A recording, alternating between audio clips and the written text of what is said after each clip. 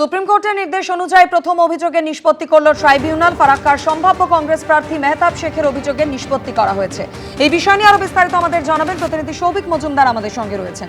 সৌভিক, দেখো, আজকে সল্টলেকের বিজন ভবনে কলকাতা হাইকোর্টের অবসরপ্রাপ্ত প্রধান বিচারপতি CA শিবজ্ঞানম তিনি এই বিশেষ বেঞ্চের মাননীয় বিচারপতি হিসাবে ছিলেন এবং তিনি প্রথম মামলার নিষ্পত্তি করেছেন।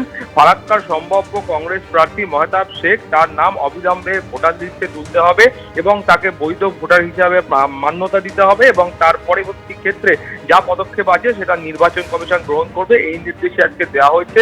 ফলে আপাততভাবে মেহতাব শেখের কংগ্রেসের টিকিটে প্রার্থী হওয়ার ক্ষেত্রে আর কোনো বাধা থাকলো না। মাধুরী, ধন্যবাদ সৌভিক। মোথাবাড়িতে প্রতিবাদের নামে গুন্ডামি, বিচারকদের উপর হামলা। কিভাবে বিচারকদের উপর হামলা হলো সেই তথ্য নিতে এবার বিচারকের বাড়িতে NIA। এক আক্রান্ত বিচারকের বালিগঞ্জের বাড়িতে NIA-র তদন্তকারীরা তারা পৌঁছে যান।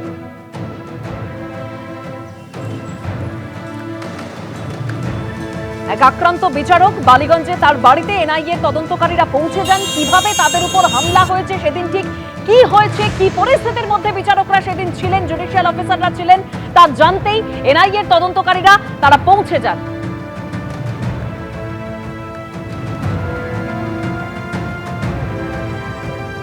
আমি এই বিষয়ে বিস্তারিত জানবো সরাসরি। আবির দত্ত আমাদের প্রতিনিধি রয়েছেন আমাদের সঙ্গে। আবির,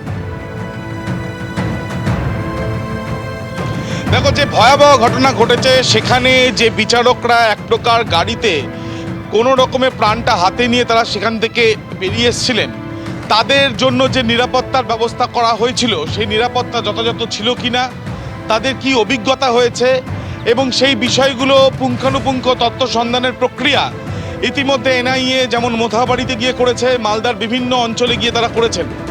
যেখানে এই ঘটনা, তার আশেপাশে বেশ কয়েকটি অ্যাজিটেশন চলছিল এবং সেখান থেকে উস্কানিমূলক কোনো বক্তব্যের জেরেই এই ঘটনা, নাকি পুরোটাই পূর্ব পরিকল্পিত, সেটা জানার চেষ্টা চালানো হচ্ছে জাতীয় তদন্তকারী সংস্থার তরফে। আজকে আমরা দেখলাম যে মালদার পাশাপাশি কলকাতাতেও বালিগঞ্জে এক বিচারকের বাড়িতে তারা গেলেন এবং সেখানে গিয়ে তারা প্রায় 1 ঘন্টারও বেশি সময় ধরে তারা সেখানে তার সঙ্গে কথা বললেন। তার কারণ, যেদিনকে এই ঘটনা ঘটে সেদিনকে ওই বিচারকও ওখানে উপস্থিত ছিলেন বলেই তারা জানতে পেরেছেন। তার সঙ্গে আগে ফোনের মাধ্যমে যোগাযোগ করে তারপর সেখানে গিয়ে পৌঁছন NIA-র আধিকারিকেরা। মূলত এই যে ঘটনা, সেই ঘটনার জেরে বিডিও থেকে আরম্ভ করে গাড়ির চালক, এমনকি বিডিও অফিসের যারা কর্মীরা, স্থানীয় পুলিশ যারা কর্তব্যরত অবস্থায় ছিলেন এবং সবথেকে গুরুত্বপূর্ণ যে বিচারকরা এই অভিজ্ঞতার সম্মুখীন হয়েছেন, এই প্রত্যেকের বক্তব্য শোনার পর বেশ কিছু সিসি ক্যামেরার ফুটেজ এবং তার সাথে মোবাইলের ফুটেজ সংগ্রহ করেছে NIA। আমরা ঠিক NIA-র অফিসের সামনেই রয়েছি। এখানে ড্রাফটিংয়ের যে প্রক্রিয়া, যেটা একেবারে মালদা থেকে হচ্ছে, সেটা এখানে আসছে। ড্রাফটিংয়ের প্রক্রিয়া চলছে, আগামীকাল তারা রিপোর্ট জমা দেবেন। তবে সূত্র মারফত যেটা জানা যাচ্ছে যে পুরো এই যে ঘটনাটা, এর পেছনে যে ষড়যন্ত্র রয়েছে এমনটাই মনে করছেন NIA-র আধিকারিকেরা। ধন্যবাদ আবির। অর্থাৎ একদিকে যেরকম আক্রান্ত বিচারকের বাড়িতে গিয়ে তার সঙ্গে কথা বলেছেন NIA-র তদন্তকারীরা, কারণ যে ঘটনা ঘটেছে 1 তারিখ, যে ভয়ঙ্কর ঘটনা, সেটা কিভাবে ঘটলো, কারা হামলা চালালো, বিচারকরা ঠিক কি পরিস্থিতির মধ্যে ছিলেন, সমস্ত কিছু অর্থাৎ খুঁটিনাটি বিষয় খতিয়ে দেখছেন NIA তদন্তকারীরা। কারণ আগামীকাল তাদেরকে একটি রিপোর্ট জমা দিতে হবে, তার আগে সমস্ত বিষয় তদন্ত করে দেখছে তারা। একদিকে যেরকম আপনাদের বললাম আক্রান্ত বিচারকের বাড়িতে গেল NIA-র তদন্তকারীরা, অন্যদিকে পাইলট কারের চালককে ডেকে জিজ্ঞাসাবাদও করে NIA। আক্রান্ত বিচারকদের সঙ্গে কথা বলার পর চালকদের ডেকে জিজ্ঞাসাবাদ করা হয়। টাইম লাইন ধরে ধরে মোথাবাড়ি কাণ্ডের তদন্তে NIA। দেখো, জানিয়ে রাখি যে এই কনভয়ের যে সমস্ত গাড়িগুলো ছিল, গত 1 এপ্রিল রাত্রেবেলাতে যখন এই বিচারকদেরকে উদ্ধার করে নিয়ে যাওয়া ছিল মালদা টাউনের দিকে, সেই কনভয় হামলা হয়েছিল। তো সেই নিরিখে ইতিমধ্যে সেখানকার কেন্দ্রীয় বাহিনী, পুলিশ থেকে শুরু করে প্রত্যেকের যে বয়ান সেটা রেকর্ড করেছে NIA। এবং এরপরে সব থেকে গুরুত্বপূর্ণ হচ্ছে সেই সময় এই কনভয়ের গাড়ির চালক যারা ছিলেন তাদেরও বেশ কয়েকজনকে কিন্তু বিডিও অফিসে ডেকে যেমন তাদের বয়ান নেওয়া হচ্ছে, তার পাশাপাশি হচ্ছে যে মহিলা জাজের আমরা কণ্ঠস্বর শুনতে পাচ্ছিলাম, আত্মচিৎকার শুনতে পাচ্ছিলাম ঘটনার রাত্রে, এবং সেই গাড়িটি ভাঙচুরও করা হয়েছিল, পিছনের দিকে জানলার কাঁচ ভেঙে দেওয়া হয়েছিল। সেই গাড়ির যে চালক ঘটনার পর থেকে মালদা মেডিকেল কলেজে ভর্তি রয়েছে। হাসপাতালের যারা ডাক্তাররা রয়েছেন তাদের অনুমতি নিয়ে এনআইএর আধিকারিকরা আজকে কিন্তু তারও বয়ান নেবেন। আমরা দেখেছি গতকালকে SP office, DM Rajanbir Singh Kapoor, তাদের প্রত্যেকের বয়ান নেওয়া হয়েছিল, এবং সেই নিরিখে এই কনভয়ের গাড়ির যারা চালক ছিলেন, বিশেষ করে সেই অ্যাটাক হওয়া বা ভেঙে যাওয়া গাড়ির কনভয়ের চালকেরও বয়ান কিন্তু তারা নিতে চাইছেন। তো সার্বিকভাবে হাতে 24 ঘন্টারও বেশি কম সময় রয়েছে, তার মধ্যে চূড়ান্ত যে এনকোয়ারি রিপোর্ট, সেই রিপোর্টকে পুরোপুরি কমপ্লিট করতে, সম্পূর্ণ করতে যে তথ্য প্রয়োজন সেই সমস্ত তথ্যই কিন্তু এই মুহূর্তে জোগাড় করছেন বা সংগ্রহ করছেন এনআই আধিকারিকেরা। পাশাপাশি জানিয়ে রেখেছে বিডিও অফিসে আজকে ফের তারা গিয়েছেন, এবং সেখানে আজকে বিডিওর সাথে তাদের কিন্তু কথা বলার একটা সম্ভাবনা রয়েছে বলে আমরা জানতে পারছি। সব মিলিয়ে দেখার যে আর কারা কারা এই গোটা ঘটনার সাথে যুক্ত রয়েছে, তাদের প্রত্যেকের বয়ান একত্রিত করার কাজ কিন্তু এই মুহূর্তে চালাচ্ছেন এনআই আধিকারিক। একদম আমাদের প্রতিনিধি সুকান্ত মুখোপাধ্যায় যেরকম জানাচ্ছিলেন যে প্রত্যেকের বয়ান একত্রিত করার এই মুহূর্তে কাজ করছে এনআইএর তদন্তকারীরা। ধন্যবাদ সুকান্ত। জুডিশিয়াল অফিসারদের উদ্ধার করার পর গোটা ঘটনা ধরা পড়লো সিসি ক্যামেরা ফুটেজে।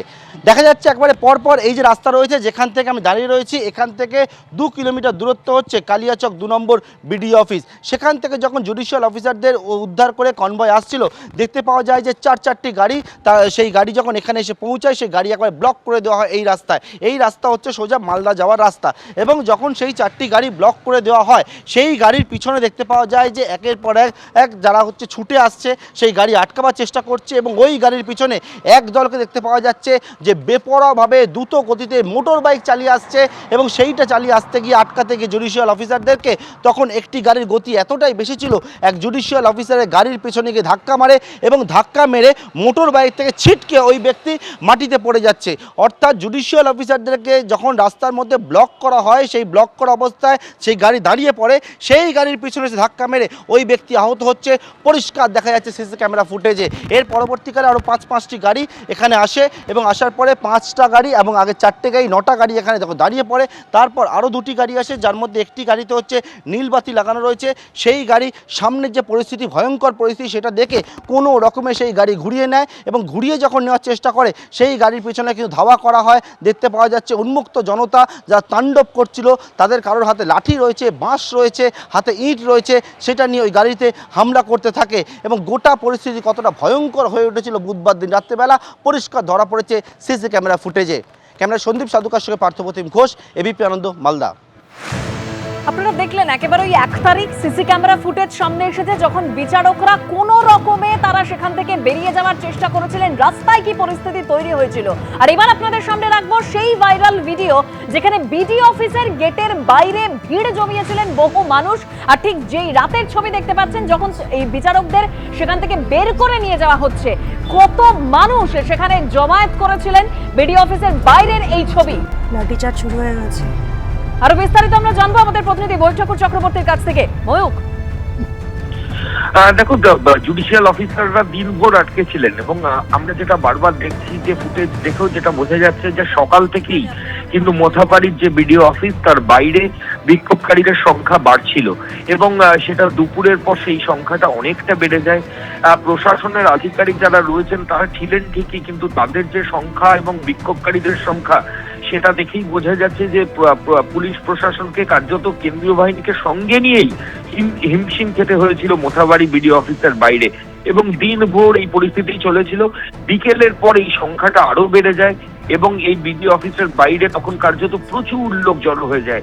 এরপর রাতে যখন মালদার এসপি বিরাট পুলিশ বাহিনীর র্যাব এবং কেন্দ্রীয় বাহিনীকে সঙ্গে নিয়ে এই আটকে থাকা জুডিশিয়াল অফিসারদের সেখান থেকে নিয়ে যাওয়ার জন্য আসেন, তখন যে পরিস্থিতি তৈরি হয়েছিল সেই ছবিটাও কিন্তু এখানে পরিষ্কার দেখা যাচ্ছে যে পুলিশ এবং কেন্দ্রীয় বাহিনী তারা বিক্ষোভকারীদের কর্ডন করে একটা দিকে কোনোভাবে রাখার চেষ্টা করছেন, তার মাঝখান দিয়েই জুডিশিয়াল অফিসারদের গাড়ি বেরোচ্ছে, এবং সেই গাড়ি যখন বেরোচ্ছে বিক্ষোভকারীরা কেউ গাড়ির ওপর চাপড় দিচ্ছেন, কেউ গাড়ির ওপর হামলে পড়ছেন। পুলিশ প্রশাসন সেটা তাদেরকে নিয়ন্ত্রণ করতে কার্যত অসহায় হয়ে গেছেন, এবং তারই মধ্যে আতঙ্কের ছবি যে যে জুডিশিয়াল অফিসাররা যে গাড়ির মধ্যে ছিলেন সেই আতঙ্কের ছবিও কিন্তু ধরা পড়ছে। প্রত্যেক মুহূর্তে তারা আতঙ্কিত ছিলেন, কারণ সেখানে বিক্ষোভকারীরা যে কোনো মুহূর্তে যা কিছু করতে পারেন এবং পুলিশ প্রশাসনের তরফ থেকে যে সংখ্যা ছিল তার থেকে বিক্ষোভকারীদের সংখ্যা অনেক বেশি ছিল। ফলত সেই জায়গা থেকে একটা আতঙ্কের জায়গা ছিল যে তাহলে বিক্ষোভকারীরা কোনোভাবে পুলিশকে ওভার পাওয়ার করে আবার এই জুডিশিয়াল অফিসারদের উপর আক্রমণ না করেন, কারণ তাদের যে একদম মোটিভ, ময়ূর, তারা যে কথা তুমি বলছিলে যে ভিডিও সামনে এসেছে যেখানে দেখা যাচ্ছে কেন্দ্রীয় বাহিনী রয়েছে, পুলিশ রয়েছে, কিন্তু তাদের থেকে বিক্ষোভকারীদের সংখ্যা অনেক বেশি, যে কারণে হিমশিম খেতে হয়েছিল সেই সময়। আমি বন্ধ করছি, তাহলে আপনি আমাকে পাঠাবেন কেমন?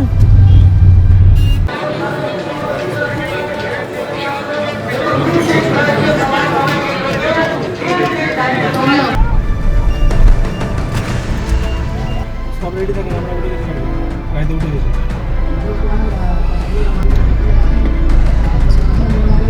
পাইলট আছে।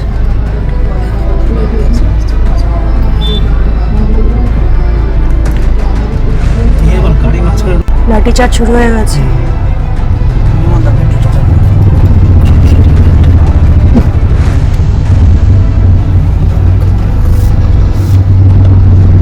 নির্মলবাবু, আপনি করছেন তো?